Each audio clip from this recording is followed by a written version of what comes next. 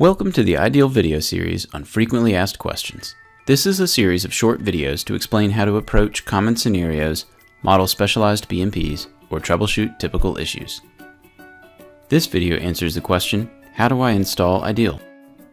If you already have Ideal installed on your computer, you need to uninstall the old version before installing the new.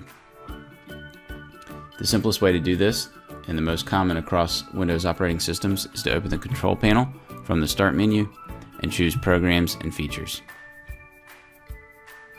Scroll down to Ideal, and after selecting it, click on Install.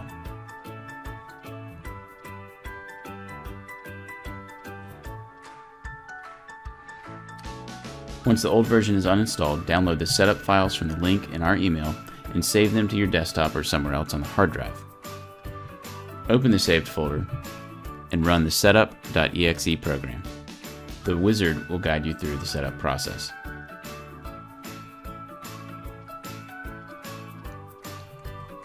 Setup should take just a few seconds.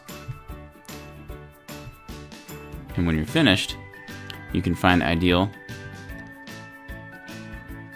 either here or searchable from the Start menu. When you first open Ideal, you may get an unhandled exception warning. If this is the case, then a setting on your computer needs to be adjusted. In this case, it's worked, but if you get an unhandled exception error, then you need to go to your computer's hard drive, the C drive,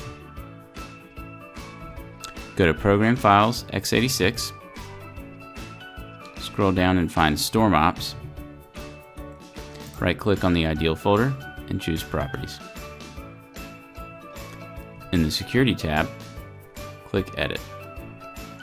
Select your name and allow full control. Click OK, and then OK again. You may need to do this for administrator or any other users that might want to use the computer. Thank you for using Ideal. As always, if you have questions about Ideal, please contact the StormOps support team at info@stormopssoftware.com.